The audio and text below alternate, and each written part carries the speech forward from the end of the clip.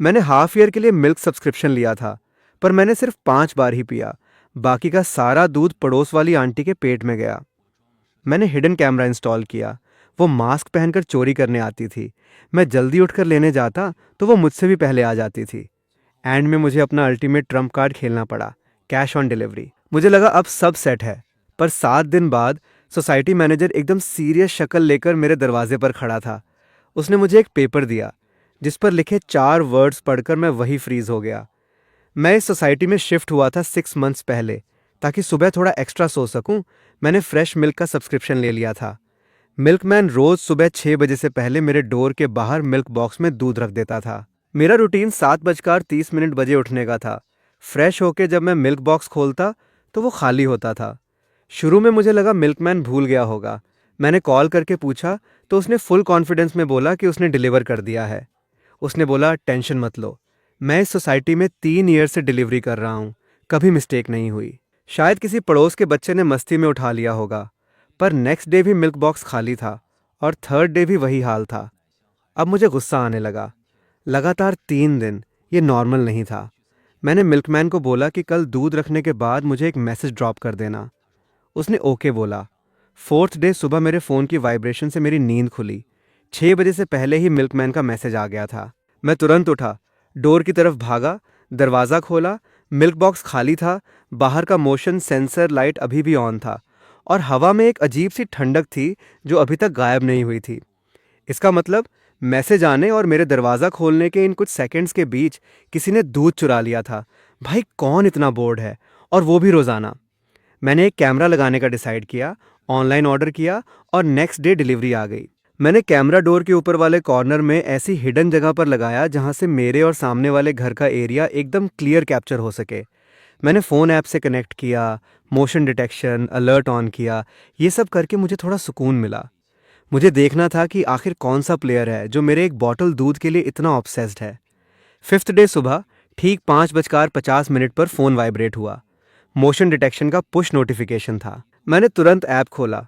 Live feed में एक figure दिखी। वो काफ़ी फेमिलियर थी।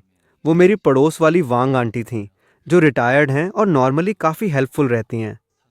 जब मैं नया शिफ्ट हुआ था, उसने मुझे डम्पलिंग्स का प्लेट दिया था और एक यंग लड़के को देखकर हमेशा मेरा हाल चाल पूछती थी।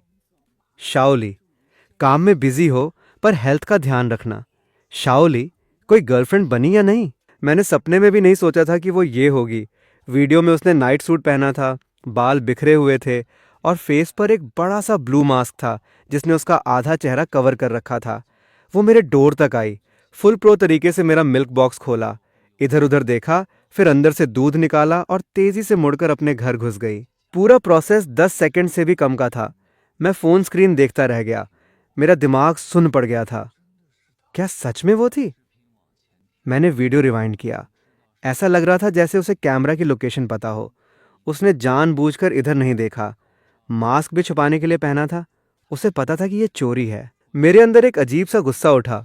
मैं तुम्हें एक केयरिंग एल्डर समझता था और तुम मुझे बेवकूफ़ बना रही हो। एक बॉटल दूध की कीमत ही क्या है? पर यह बात मैं हजम नहीं कर पा रहा था। मैंने वीडियो सेव कर लिया।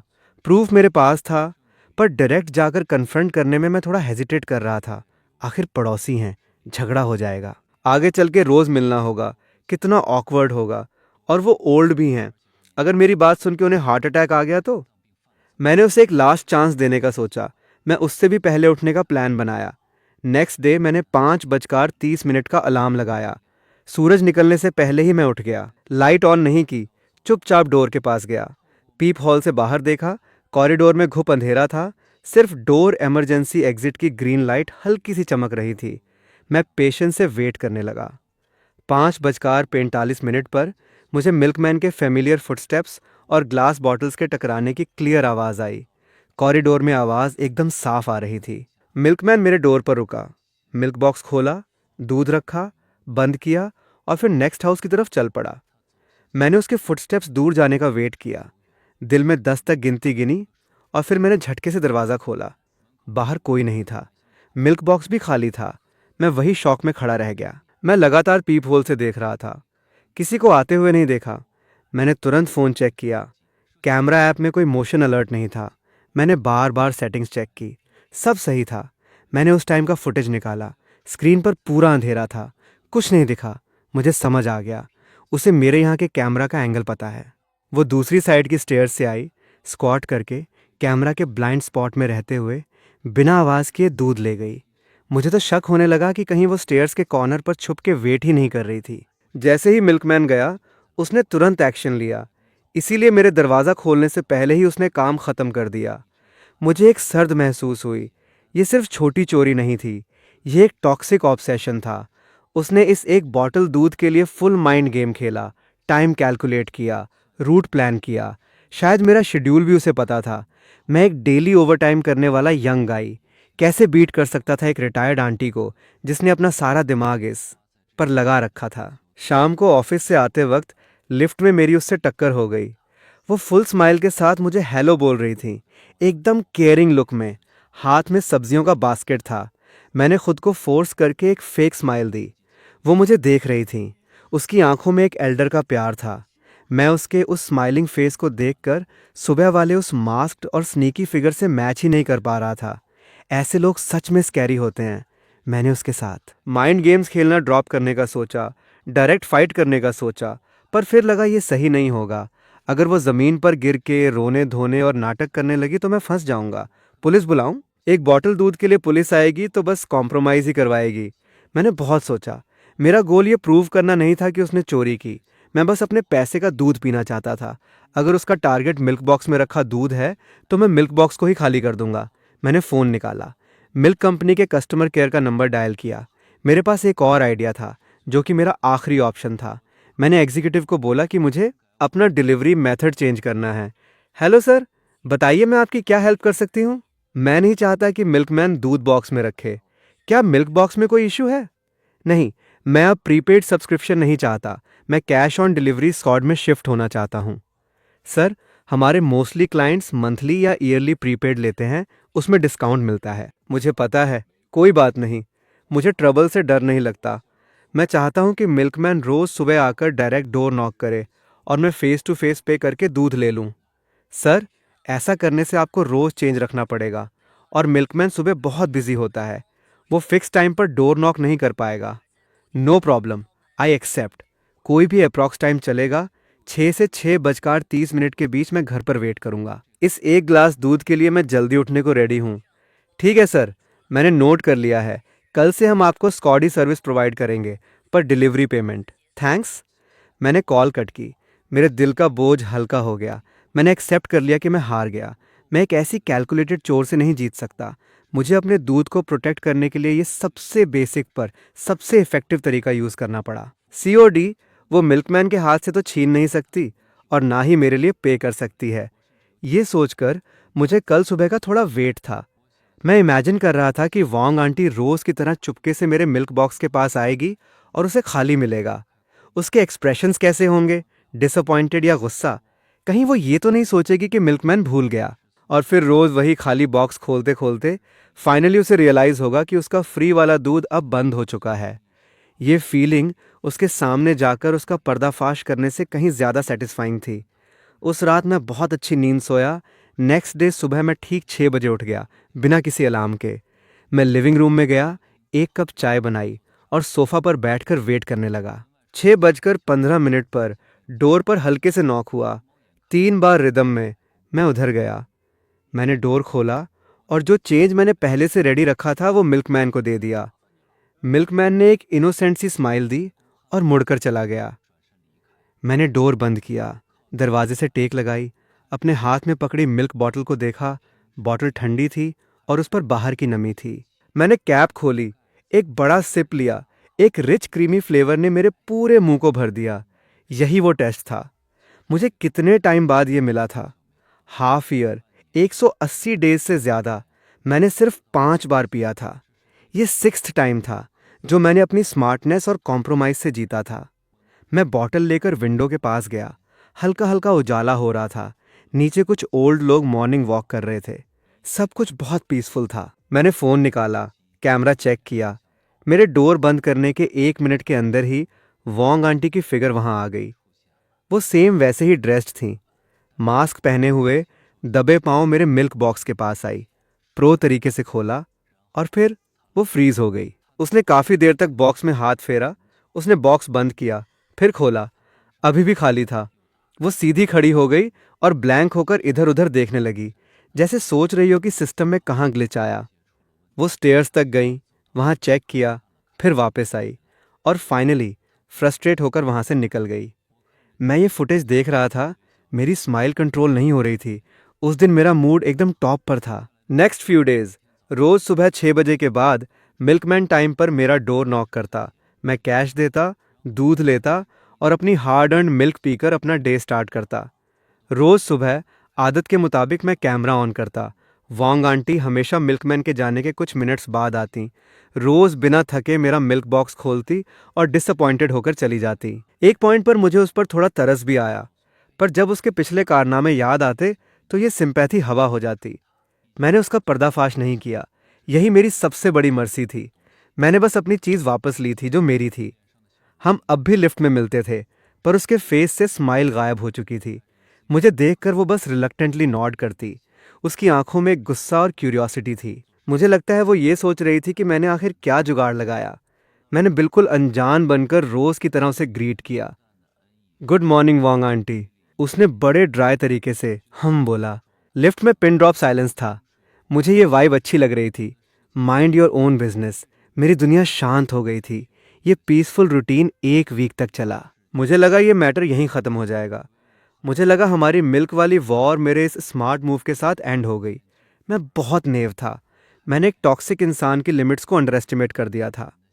7th डे की शाम मैं घर पर बैठकर ऑफिस का काम कर रहा था। डोरबेल बजी। मुझे लगा फूड डिलीवरी होगी। मैं उठ के दरवाज़ा खोलने गया।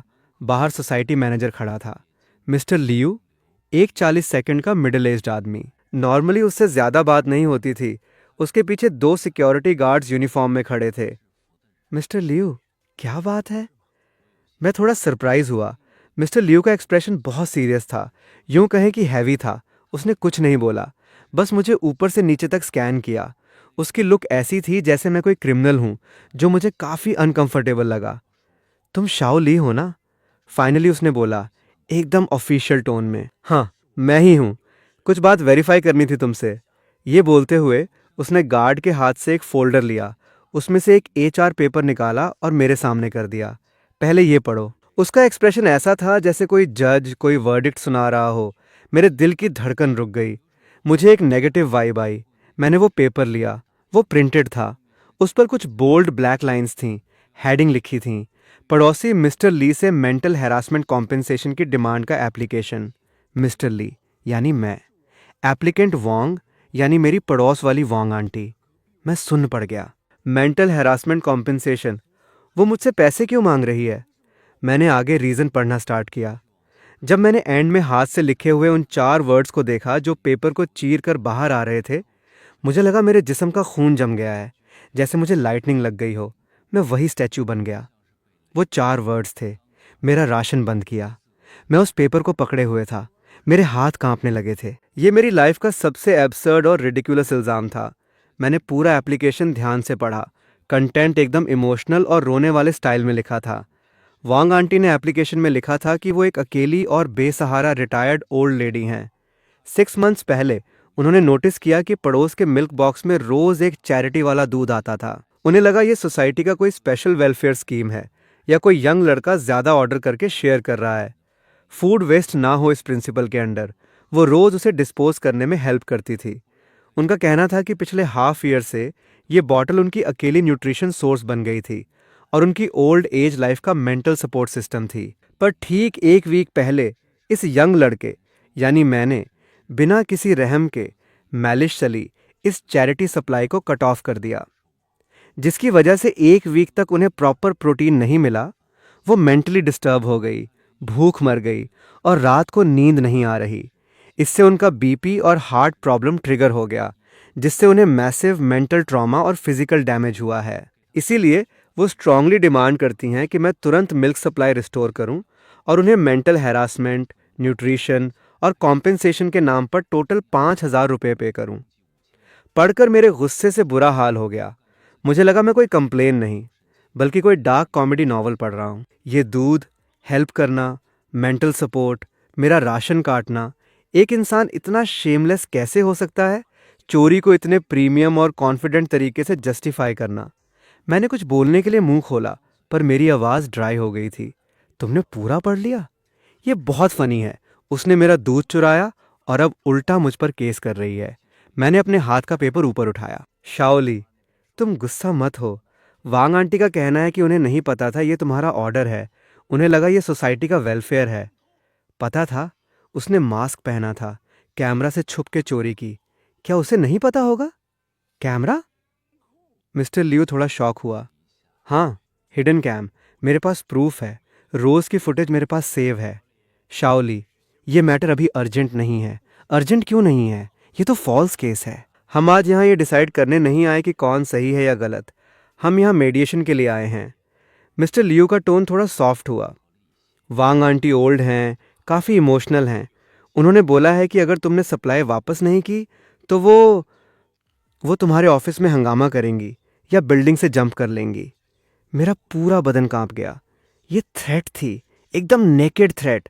पड़ोसी हैं, इतना टॉक्सिक माहौल नहीं बनाना चाहिए। देखो, ऐसा करते हैं, वांग आंटी को हम हैंडल कर लेंगे। तुम थोड़ा सॉफ्ट कॉर्नर दिखा दो, आखिर बड़ी उम्र की हैं।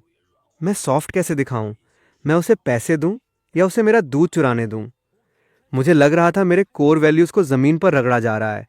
तुम एक अच्छा जेस्चर समझकर रोज एक एक्स्ट्रा बॉटल ऑर्डर करके वांग आंटी को दे दिया करो।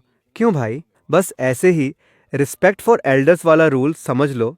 एक बॉटल 7 रुपए की है, महीने का 200 का खर्चा, पैसे दे के शांति ले लो। सही बात है ना? मैं मिस्टर लियो का वो पीस मेकर वाला फेस देख रहा था। मुझे अचानक समझ आ गया, वो यहाँ जस्टिस देने नहीं आया, वो बस सिचुएशन को कंट्रोल करने आया है। वांग आंटी एक अनस्टेबल एलिमेंट है, एक प्रॉब्लम है, और मैं एक लॉजिकल कॉम्प्रोमाइज करने वाला यंग गाई हूँ। इसीलिए वो मेरी सेक्रीफाइस करके इस प्रॉब्लम को सॉल्व करना चाहता है, क्योंकि इसमें कॉस्ट सबसे कम है। मेरे अंदर एक बहुत बड़ा सैडनेस और गुस्सा उठा। इस दुनिया में वो नहीं जीतता जिसके पास लॉजिक है, बल्कि वो जीतता है जो ज़्यादा शेमलेस है और जो लिमिट्स क्रॉस करने को रेडी हैं। मैंने एक डीप ब्रेथ ली और खुद को फोर्स किया कि शांत रहूं। मैं मिस्टर लियू की आंखों में देखकर एक एक वर्ड बोला। समझ गया ना? ठीक है। टाइम क्या है? 10 बजे। मिस्टर लियू को लगा नहीं था कि मैं इतनी जल्दी मान जाऊंगा। उसके फेस पर एक रिलीफ आया। कल सुबह 10 बजे सोसाइटी क्लब हाउस में, वहां सोसाइटी के मेडिएटर्स भी होंगे। मैं टाइम पर पहुंच जाऊंगा। मिस्टर लियू सेटिस्फाई होकर चला गया। मैंने डोर बंद किया। ठंडे दरवाजे से टेक लगाते हुए मैं धीरे से जमीन पर स्लाइड होकर बैठ गया। मैं अपने हाथ के उस HR पेपर को देख रहा था। मेरा राशन बंद किया। ये 4 वर्ड्स किसी वेनमस स्नेक की तरह मेरे दिमाग में घुस गए। मैं हंसने लगा, इतना हंसा कि मेरी आंखों से आंसू निकल आए। खेलना है ना? मैं तुम्हारे साथ एंड तक खेलूंगा। मैंने पूरी रात प्रिपरेशन की। ये सिर्फ दूध की वॉर नहीं थी, ये मेरी सेल्फ रेस्पेक्ट और बाउंड्रीज को बचाने की फाइट थी। मैं हार नहीं सकता था। सबसे पहले मैंने पिछले हाफ ईयर के सारे मिल्क ऑर्डर्स और पेमेंट रिसीट्स एक्सपोर्ट किए। प्रिंट निकालकर एक फाइल बनाई। टोटल 180 डेज, एक भी डेज मिस नहीं हुआ। ये मेरा फिजिकल प्रूफ था। फिर मैंने कैमरा से वांग आंटी की चोरी की सारी वीडियोस डाउनलोड करके लैपटॉप में डाल ली। शुरू में बिना मास्क के, फिर मास्क पहनकर, और फिर कैमरा के ब्लाइंड स्पॉट से बचते हुए हर एक क्लिप को मैंने एडिट किया, डेट और टाइम के हिसाब से सीक्वेंस में लगाया और एक 10 मिनट लॉन्ग डॉक्यूमेंट्री बना दी। मैंने इस वीडियो को एक स्पेशल नाम भी दिया, एक प्रो चोर का सेल्फ इम्प्रूवमेंट, और एक पेन ड्राइव रेडी की जिसमें मैंने सारा डेटा डाल दिया। उसके बाद मैंने मिल्क कंपनी के केयर को कॉल किया। मैंने पूछा कि क्या वो कल मेरे साथ सोसाइटी में एक स्टाफ भेज सकते हैं, ताकि वो प्रूव कर सके कि मेरा सब्सक्रिप्शन और पेमेंट मोड चेंज हुआ है। केयर वाले ने पहले मना कर दिया, पर जब मैंने हिंट दिया कि अगर उनकी सर्विस में फ्लॉ है, जैसे क्लाइंट की प्रॉपर्टी प्रोटेक्ट ना करना, तो मैं मीडिया में जाऊंगा, तो वो मान गए। उन्होंने उसी मिल्कमैन को उसकी ID के साथ भेजने का प्रॉमिस किया। एंड में मैंने इंटरनेट पर टॉक्सिक लोगों और सोसाइटी डिस्प्यूट्स के बहुत सारे केसेस पढ़े। मैंने सीखा कि मीडिएशन में कैसे शांत रहना है, फैक्ट्स को कैसे सॉलिड प्रूफ के साथ रखना है, सामने वाले के इमोशनल ड्रामा में कैसे नहीं आना। मैंने कल की मीटिंग के लिए अपने दिमाग में एक फुल मॉक ड्रिल भी की। मैंने इमेजिन किया कि वांग आंटी क्या क्या नाटक कर सकती है। रोना, बीमार होने का ड्रामा, ज़मीन पर लौटना, उल्टा इल्ज़ाम लगाना, और हर एक नाटक के लिए मेरे पास काउंटर स्ट्रैटेजी थी। मैं उसे ये समझाना चाहता था कि यंग लोग इजी टारगेट नहीं होते और लॉजिकल होना मतलब वीक होना नहीं होता। ये सब करके सुबह हो गई। मैं पूरी रात नहीं सोया, पर मेरा एनर्जी लेवल बहुत हाई था। मैंने शॉवर लिया, एक शार्प और क्लीन आउटफिट पहना, मिरर में देखा। मेरी आंखें रेड ज़रूर थीं, पर उनमें एक अलग ही चमक थी। मैंने खुद से कहा, डर मत, तुम अकेले नहीं लड़ रहे, तुम्हारे पीछे लॉजिक और जस्टिस खड़े हैं। सुबह 9:50 पर मैं अपनी फाइल लेकर सोसाइटी क्लब हाउस में घुसा। वहाँ काफ़ी लोग बैठे थे। सेंटर में एक लंबी टेबल थी। एक साइड वॉन्ग आंटी बैठी थी, उसके बगल में एक मिडिल एज्ड औरत थी जो शायद उसकी बेटी थी। दूसरी साइड दो यूनिफॉर्म सोसाइटी मीडिएटर्स थे। मिस्टर लियू भी वहाँ मीडिएटर्स के पास बैठा था और आसपास कुछ गॉसिप करने वाले नेबर्स भी थे। मेरे ऑन्टर करते ही सबकी नज़रें मुझ पर थीं। वांग आंटी ने मुझे देखते ही अपना नाटक स्टार्ट कर दिया। उसने रुमाल से अपना चेस्ट कवर किया, जैसे उसे सांस नहीं आ रही हो। उसकी बेटी ने मुझे ऐसा घूरा जैसे आंखों से काट देगी। मीडिएटर ने कुछ बोलना स्टार्ट किया। मैंने चेयर खिसकाई, टेबल के दूसरे एंड पर बैठ गया, फाइल टेबल पर रखी। मिल्कमैन अभी नहीं आया था, मुझे उसका वेट करना था। मीडिएटर ने अपना गला साफ किया। वांग आंटी की बेटी ने उसे सपोर्ट किया और सबसे पहले एक बहुत तेज़ और शार्प आवाज़ में बोली, मेरी माँ की डिमांड बहुत सिंपल है। वो एक ओल्ड लेडी हैं, हेल्थ अच्छी नहीं है, बस सुबह एक ग्लास गर्म दूध पीती थी ताकि स्ट्रेंथ मिले। पर इस यंग लड़के ने, जो काफ़ी क्रूअल है, अचानक सप्लाई बंद कर दी। पिछले एक वीक से मेरी माँ ठीक से खा नहीं पा रही, सो नहीं पा रही। उनका बीपी बढ़ गया है। हम डिमांड करते हैं कि ये कॉम्पेंसेशन दे, 5,000 रुपये मेंटल हैरासमेंट के, 1 रुपया कम नहीं, और तुरंत दूध वापस स्टार्ट करे। पूरे रूम में पिन ड्रॉप साइलेंस था। सब मुझे देख रहे थे। कुछ पड़ोसी आपस में फुसफुसा रहे थे। मैं उनकी जजमेंटल नज़रों को फील कर सकता था जो चुभ रही थी। मैंने तुरंत रिप्लाई नहीं किया। मैं बस शांति से उस बेटी का नाटक देखता रहा। जब वो ख़त्म हुई तब मीडिएटर मेरी तरफ मुड़ा। वांग आंटी की फैमिली के क्लेम्स पर तुम्हारा क्या कहना है?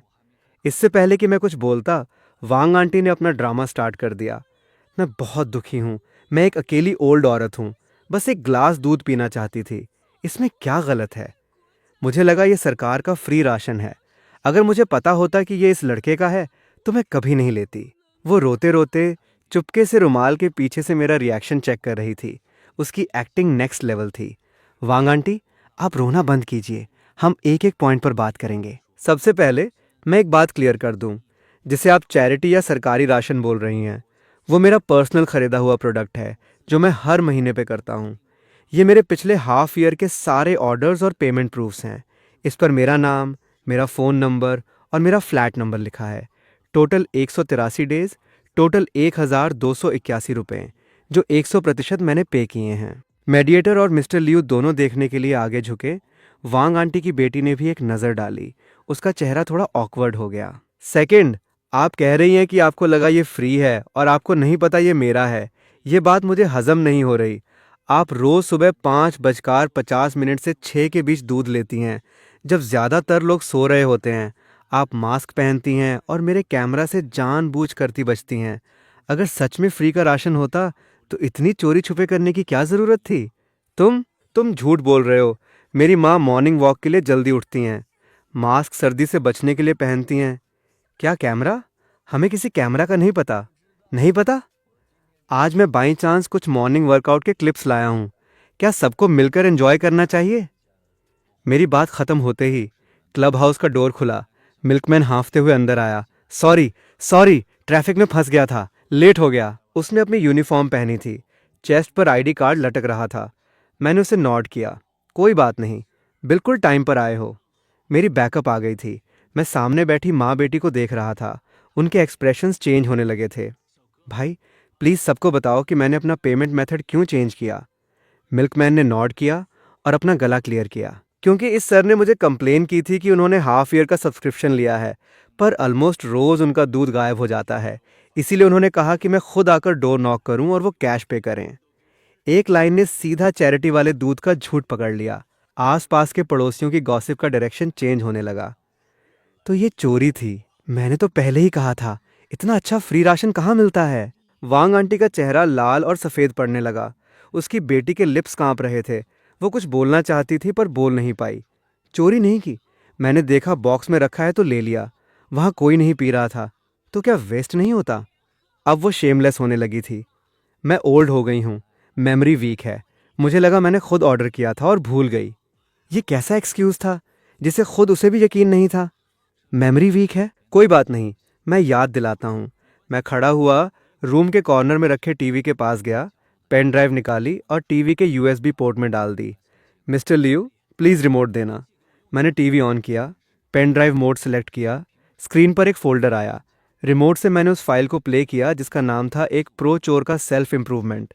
वीडियो प्ले होने लगी। पहला क्लिप हाफ ईयर पहले का था।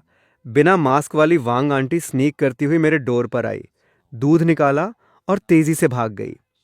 दूसरा क्लिप कुछ दिन बाद का, उसने मास्क पहनना स्टार्ट कर दिया। तीसरा क्लिप 1 महीने बाद का, जब मैंने नया कैमरा लगाया, वो दूसरी स्टेयर्स से एक बहुत ही अजीब और फनी स्क्वाट पोजीशन में रेंगते हुए आई। परफेक्टली मेन कैमरा एंगल को डॉज किया, सिर्फ उसका बैक कैप्चर हुआ। एक के बाद एक क्लिप, टाइम और डेट सब एकदम क्लियर नीचे लिखे थे।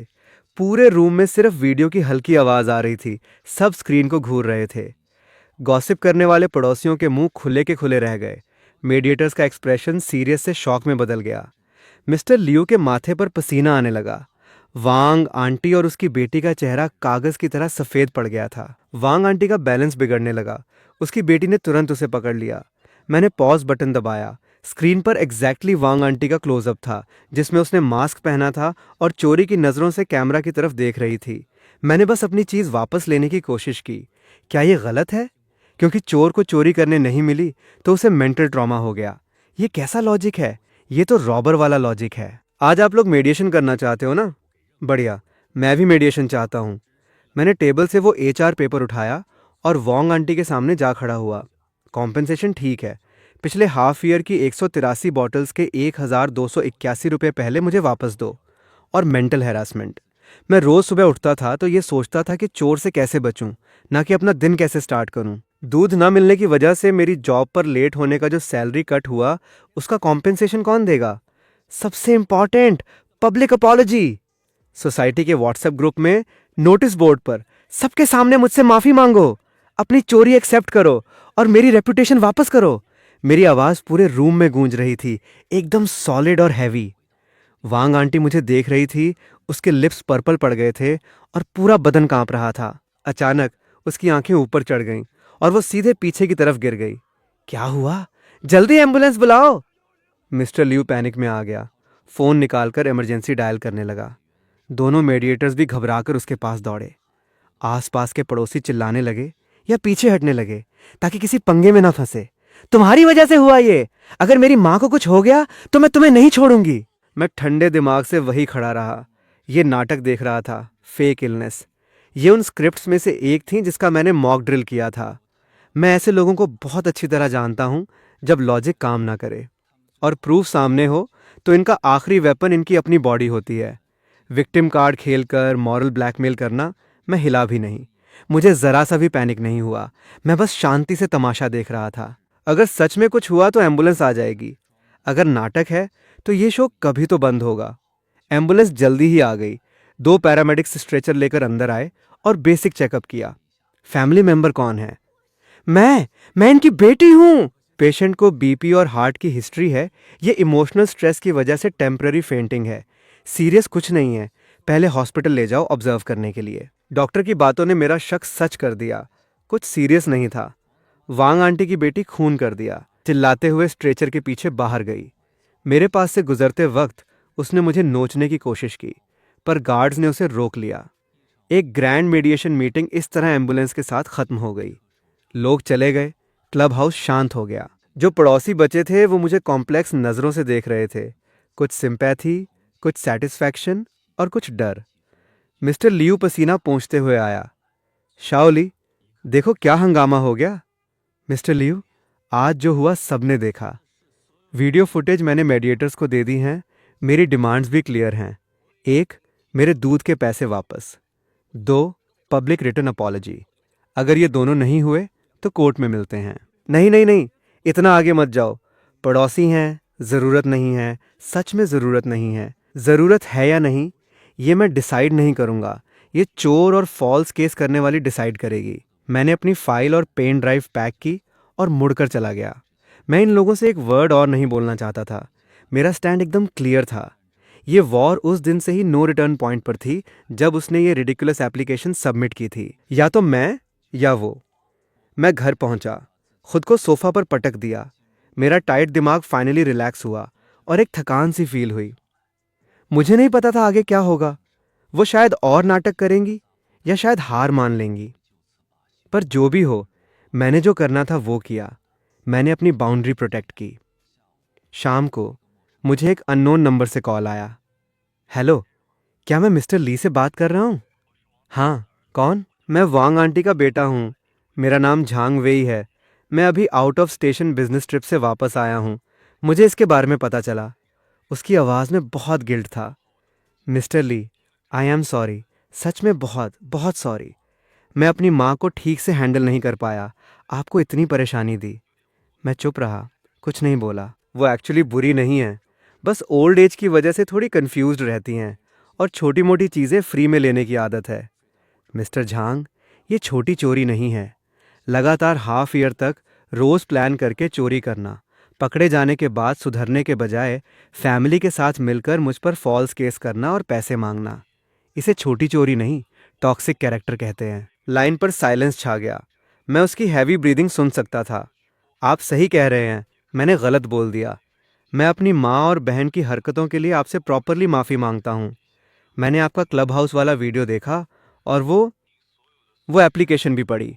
मुझे उनकी जगह शर्म आ रही है। मिस्टर ली, ऐसा करते हैं, आपका जो भी नुकसान हुआ है, दूध के पैसे और आपकी सैलरी कट, हम आपको डबल पे करेंगे। और मैं उनसे एक अपॉलजी लेटर लिखवाकर नीचे नोटिस बोर्ड पर चिपका दूंगा, चलेगा? उसका एटीट्यूड बहुत जेन्युइन था, उसकी माँ और बहन से एकदम अलग।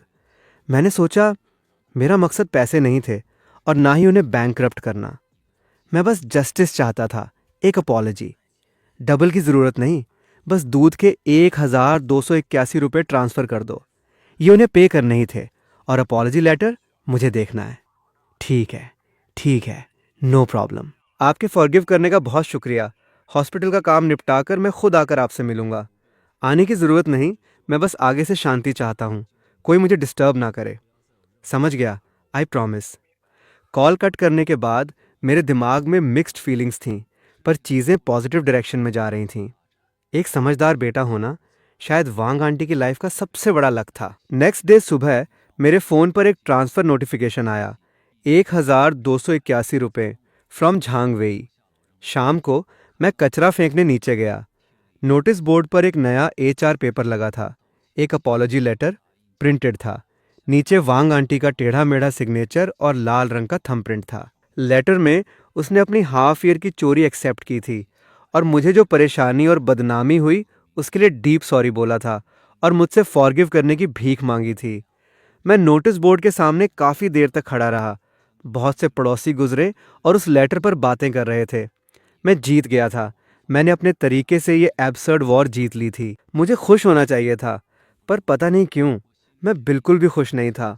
मैं बस थका हुआ था, एक ऐसी थकान जो हड्डियों तक उतर गई थी। वो लेटर एक वीक तक बोर्ड पर लगा रहा। हमारी बिल्डिंग का सबसे बड़ा गॉसिप बन गया। वांग आंटी ने बाहर आना बंद कर दिया। मैंने सुना कि उसकी बेटी उसे अपने घर ले गई। झांग वेई ने मुझे एक मैसेज किया, दोबारा सॉरी बोला और बताया कि वो फ्लैट सेल कर रहे हैं। मैंने ऑल द बेस्ट रिप्लाई किया। सब खत्म हो गया था। मेरी लाइफ वापस नॉर्मल हो गई थी। रोज सुबह मिल्कमैन टाइम पर नॉक करता। मैं अपना दूध पीता। अब मुझे खाली बॉक्स का डर नहीं था, ना ही कैमरा खोलकर वो क्रिंज फुटेज देखनी पड़ती। कॉरिडोर शांत था। लिफ्ट में वो अनकंफर्टेबल औरत नहीं मिलती। मुझे मेरी शांति मिल गई थी। पर मुझे लगता था कुछ बदल गया है। मैं पैरानॉइड होने लगा था। सामने वाला पड़ोसी सुबह निकलते वक्त प्यार से हेलो बोलता तो मेरा पहला थॉट होता कि इसका क्या मोटिव है। नीचे नई शिफ्ट हुई फैमिली ने मुझे कुछ फ्रूट्स दिए। मैंने स्माइल करके ले लिया, पर डोर बंद करते ही सब कचरे में फेंक दिया। मैं डरता था। मुझे डर था कि इन स्माइलिंग फेसेस के पीछे कोई डार्क मोटिव ना हो। मुझे डर था कि ये हेल्प और काइंडनेस बस नेक्स्ट टाइम फ़ायदा उठाने का सेटअप तो नहीं। वांग आंटी चली गई, पर वो एक घोस्ट की तरह मेरे दिमाग में बस गई। उसने मुझे इंसानियत का सबसे अगली और शेमलेस साइड दिखाया और सोसाइटी रिलेशंस पर मेरा जो थोड़ा बहुत भरोसा था वो तोड़ दिया। मैं इस सोसाइटी में नहीं रह सकता था। मैंने ऑनलाइन फ्लैट्स देखने स्टार्ट किए। मैं शिफ्ट होना चाहता था, किसी ऐसी दूर और नई जगह जहाँ कोई मुझे ना जानता हो। मैंने अपने दोस्त को ये बताया। वो शॉक हो गया, तुम तो जीत गए ना, उस ओल्ड लेडी को भगा दिया, तो अब क्यों शिफ्ट हो रहे हो? हाँ, मैं जीत गया, पर मैं बहुत थक कर जीता, ये प्रूव करने के लिए कि मैं गलत नहीं हूँ। मैंने पूरी रात जागकर प्रूफ इकट्ठे किए, प्लान्स बनाए, एक कोर्ट केस की तैयारी की। अपने 7 रुपए के एक बॉटल दूध के लिए मुझे खुद को एक एग्रेसिव फाइटर में बदलना पड़ा। मैं ऐसी लाइफ नहीं जीना चाहता। मैं रोज़ ये डर नहीं जीना चाहता कि कहीं कोई दूसरी वांग आंटी ना आ जाए। मैं समझ सकता हूँ, एक कहावत है, mind your own business and run. कभी कभी लीव करना बेस्ट ऑप्शन होता है। हाँ, मैं भाग सकता हूँ। मैंने 1 महीने में नया फ्लैट ढूंढा, साइन किया। जिस दिन पैक कर रहा था धूप बहुत अच्छी थी। मैंने अपना सामान बॉक्स में डाला। एंड में मुझे वो हिडन कैमरा दिखा। मैंने उसे उखाड़ कर वापस बॉक्स में डाल दिया। अब मुझे इसकी ज़रूरत नहीं थी। आई होप नई जगह मुझे ये कभी यूज़ ना करना पड़े। मूवर्स का ट्रक नीचे खड़ा था। मैं अपना आखिरी सूटकेस खींचकर बाहर निकला। मैंने मुड़कर उस फ्लैट को देखा जहां मैं 1 साल से भी कम रहा। यहाँ मेरी ओवरटाइम की थकान थी, मेरी लाइफ की होप्स थीं, और एक ऐसी वॉर थी जिसने मुझे निचोड़ दिया। मैंने डोर लॉक किया, मुड़ा और लिफ्ट की तरफ चल पड़ा। नया फ्लैट एक नई सोसाइटी में था। नेबर शायद मेरी एज के यंग थे। लिफ्ट में मिलते तो पॉलिटली नॉड करते, पर कोई पर्सनल लाइफ में टांग नहीं अड़ाता। ये पर्सनल स्पेस मुझे बहुत कंफर्टेबल लग रहा था। मैंने दोबारा मिल्क सब्सक्रिप्शन नहीं लिया, एक छोटा फ्रिज खरीदा। वीक में एक बार सुपरमार्केट जाकर दही, दूध, हर फ्लेवर का स्टॉक भर लाता। सुबह उठता, फ्रिज से एक कार्टन निकालता और बड़ी बालकनी में खड़े होकर दूर की बिल्डिंग्स और स्काई को देखता। वो फीलिंग एकदम सिक्योर और फ्री थी। अब मुझे डर नहीं था कि फ्रिज से कुछ चोरी हो जाएगा। कभी कभी रात को मुझे वांग आंटी याद आती, उसका मास्क्ड फेस, उसकी बेटी की चिल्लाने की आवाज़, वो HR पेपर जिस पर लिखा था मेरा राशन बंद किया। वो सब एक नाइटमेयर जैसा था। पर अब मुझे गुस्सा या सैडनेस नहीं होती। मुझे बस लगता है वो एक लेसन था, ह्यूमन नेचर, सोसाइटी और मेरी खुद की लाइफ का एक बहुत महंगा लेसन। उसने सिखाया कि काइंडनेस के साथ थोड़ा एटीट्यूड होना चाहिए। उसने सिखाया कि कॉम्प्रोमाइज़ करने से पीस नहीं मिलती। और उसने सिखाया कि जब कोई एनवायरनमेंट तुम्हें घुटन दे तो वहाँ से ब्रेव होकर निकल जाना ही अपने आप को प्रोटेक्ट करने का बेस्ट तरीका है। एक दिन मेरे एक पुराने दोस्त ने मुझे एक स्क्रीनशॉट भेजा। हमारी पुरानी सोसाइटी के व्हाट्सएप ग्रुप का कोई उस फ्लैट के बारे में बात कर रहा था। बोल रहा था कि नई शिफ्ट हुई फैमिली ने एक बड़ा डॉग पाला है जो रोज़ सुबह 5 बजे बाहर जाता है, कॉरिडोर में भौंकता है और पूरी बिल्डिंग की नींद खराब कर देता है। नया रहने वाला एक एग्रेसिव यंग गाय है। कोई कुछ बोलने जाए तो लड़ाई करता है। सोसाइटी मैनेजमेंट भी कुछ नहीं कर पा रही। ग्रुप में सब रो रहे हैं। किसी ने लिखा, सच में पुराने वाले शाओ ली की याद आती है, कितना शांत और अच्छा लड़का था। नीचे बहुत लोगों ने एग्री किया। मैं चैट देखकर मुस्कुराया और फ़ोन बंद कर दिया। बाहर धूप एकदम परफेक्ट थी। मैंने अपना आखिरी सिप दही का पिया और पास के पार्क में वॉक के लिए उठा। नीचे चेरी ब्लॉसम्स खिल गए थे। मैं उन्हें देखना जाना चाहता था। मेरी लाइफ का नया चैप्टर स्टार्ट होने का टाइम आ गया था।